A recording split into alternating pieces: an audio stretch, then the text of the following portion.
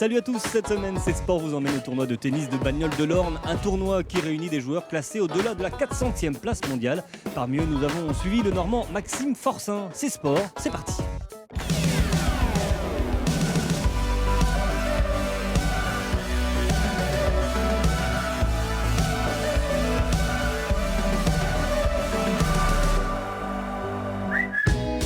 Au programme également ce soir du foot, le match entre le Stade Malherbe de Caen et l'Olympique de Marseille vient juste de se terminer. On reviendra aussi sur toute l'actu sportive de la semaine dans la région. Enfin, rencontre étonnante avec l'équipe de hockey-luge de Cherbourg. Exceptionnellement, ce mardi, c'est à la maison que Maxime peut goûter à quelques heures de repos.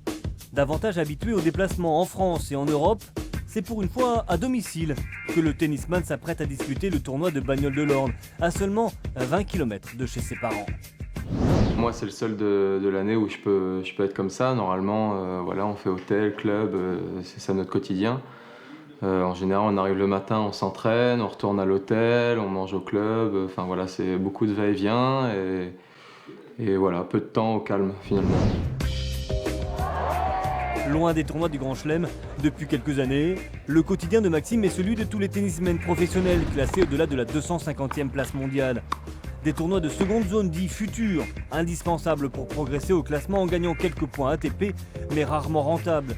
Une victoire au premier tour rapportant à peine 200 €. Sur le circuit, tous y sont passés plus ou moins longtemps, à l'image du Grand-Villet Axel Michon, aujourd'hui 221e mondial. Tel aussi le Canet Jules Marie qui a finalement décidé de se retirer des tournois internationaux pour cause de financement trop difficile. D'une trajectoire à l'autre, Maxime Forcin, lui, veut encore croire que tout est possible. On a tous le rêve de devenir un très grand joueur, donc on essaye et puis on voit qu'au final, on peut jouer des joueurs 150, 200, 250 mondial, donc on voit qu'il n'y a pas énormément de différence. À 26 ans, de retour de blessure depuis 2 mois, le joueur espère rapidement revenir au meilleur niveau. En attendant de grimper au classement, il doit jongler entre les tournois plus ou moins lucratifs, sous le regard bienveillant de ses parents.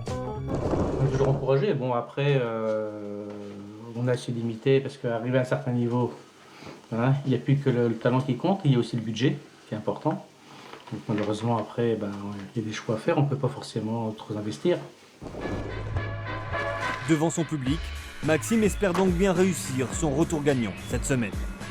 Avant de retrouver Maxime pour son premier tour ici au tournoi de Bagnoles de l'Orne, place au football à la Ligue 1. Ce dimanche, le Stade Malherbe de Caen recevait l'Olympique de Marseille. La rencontre vient tout juste de se terminer.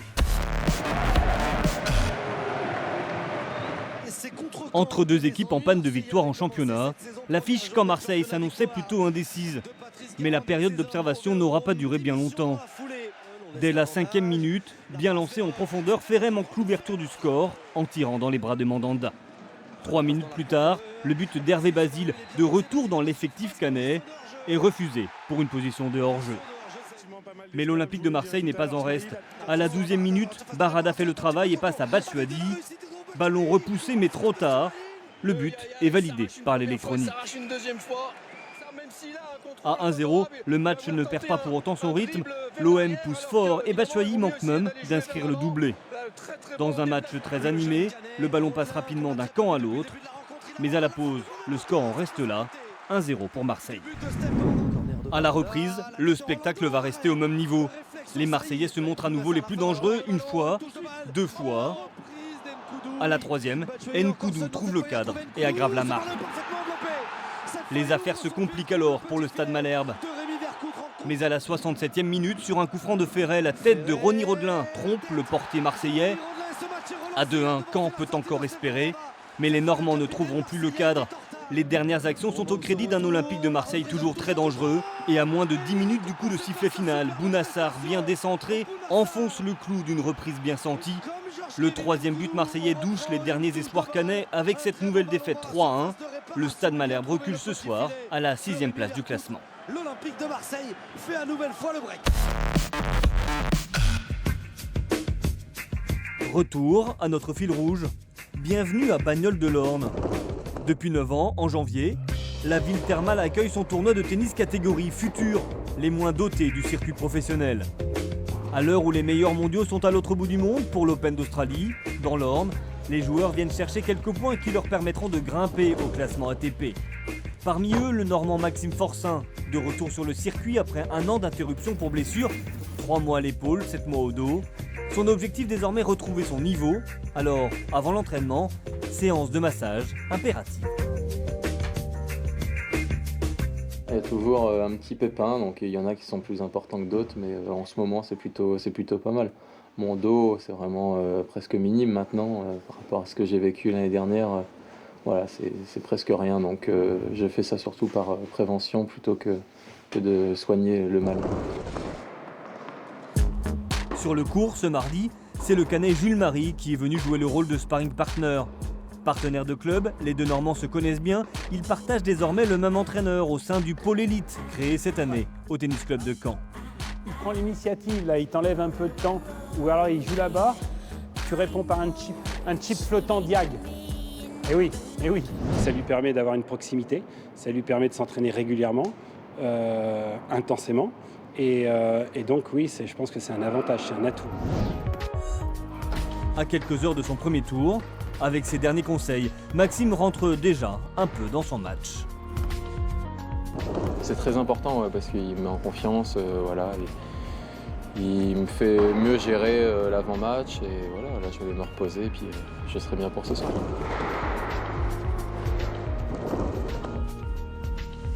Avant de retrouver Maxime pour son match, place au reste de l'actualité sportive de la semaine dans la région. En basket, lourde défaite vendredi pour le CBC en blanc. À domicile, les Canets recevaient Chartres et vont perdre pied dès le deuxième quart-temps. Ils encaissent 10 points consécutifs et ne reviendront pas.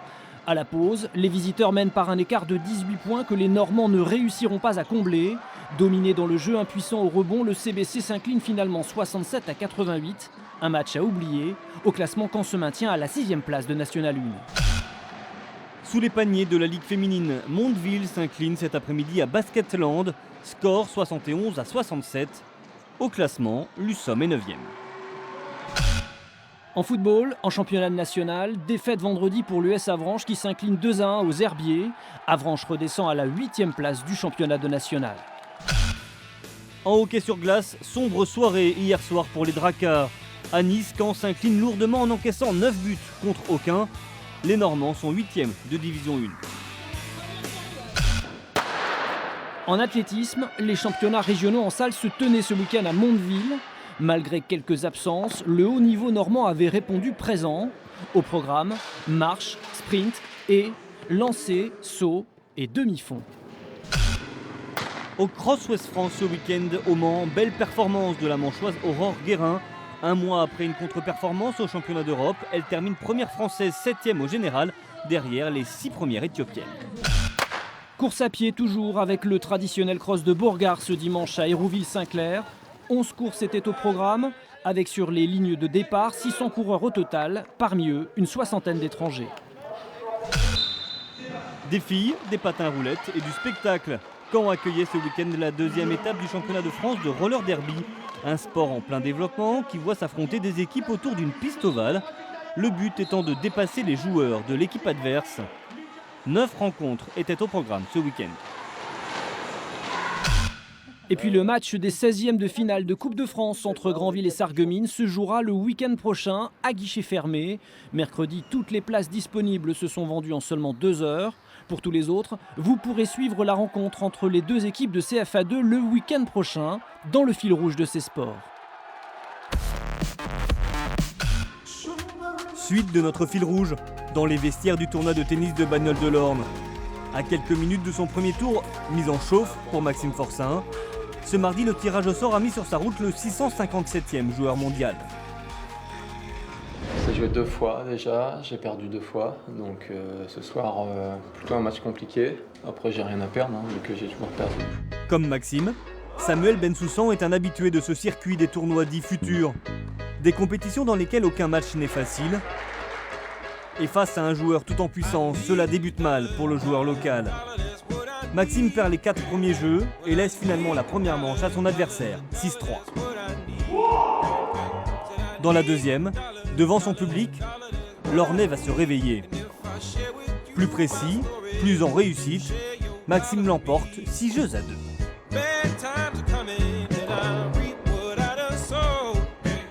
Non, il est pas mal, hein. C'est une reprise et puis il est sérieux dans le jeu, c'est bien. Il attaque quand il faut, c'est pas mal. Bon, mais malheureusement, c'est lui qui a les clés un petit peu à gérer. C'est lui qui a les points les plus forts.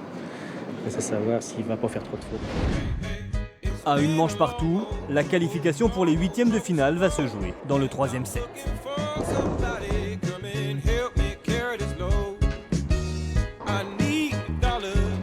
En attendant le verdict de cette rencontre, place à notre dossier. Il est consacré cette semaine à un sport étonnant, le hockey luge, du hockey sur glace adapté pour les personnes handicapées.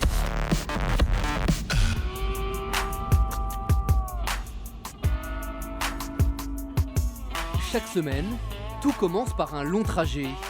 3 heures de route aller-retour, juste pour faire du sport. En l'absence d'une patinoire à Cherbourg, il faut se rendre jusqu'à Caen pour un simple entraînement de hockey luge.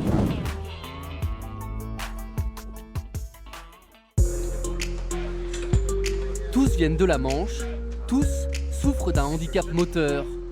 La plupart sont en fauteuil roulant et se sont mis au hockey il y a quelques mois lors de la création de l'équipe. Se changer, s'installer sur la luge, trouver l'équilibre sur la glace, rien n'est simple, même quand on est passionné. Il y a 6 mois, on arrivait là, on ne savait pas trop où aller, on ne savait pas trop quoi faire, comment faire, on ne savait pas patiner, on ne savait pas rien faire, quoi. Là, quand même, on arrive à un assez bon niveau, quand même. On arrive à se débrouiller. La débrouille. Le hockey luge est un sport encore confidentiel en France. Alors, pour créer une équipe à Cherbourg, il a fallu tout inventer et même fabriquer les luges dans ce petit atelier de créance dans la Manche. Auparavant, les seules luges sur le marché venaient du Canada. Elles étaient hors de prix. On a tout recréé, ça fait à peu près 1 an qu'on est sur le projet. On a mis tout ça en place, on a fait quelques prototypes qui sont derrière, qu'on a améliorés au fil des essais avec notre essayeur Jean-Paul. Jean-Paul est dans un fauteuil roulant depuis 15 ans, après une opération du dos qui a mal tourné. Pour ce sportif de haut niveau, le hockey luge, ça ne rigole pas. Si j'ai fait de la luge, si j'en fais, c'est pour la compétition, c'est pour aller haut. À l'image de Jean-Paul, en à peine 6 mois, l'équipe a vite progressé. À chaque entraînement, ils sont désormais une petite dizaine sur la glace. Sur la luge, il n'y a plus de handicap, seulement les sensations du hockey. C'est vrai que maintenant on commence à avoir énormément de maîtrise et on prend plaisir à se rentrer dedans volontairement. Oh putain, ils ont une sensation de glisse et de vitesse qui ne peuvent trouver dans aucun sport. Quand on voit des personnes en situation de handicap avec le sourire parce qu'ils s'éclatent sur la glace, c'est magnifique. Cette saison, l'équipe de hockey luge de Cherbourg effectue ses premiers matchs amicaux. Dans quelques mois, le club pourra tenter l'aventure en championnat de France. La discipline est en plein essor. Les clubs de hockey luge recrutent partout en Normandie.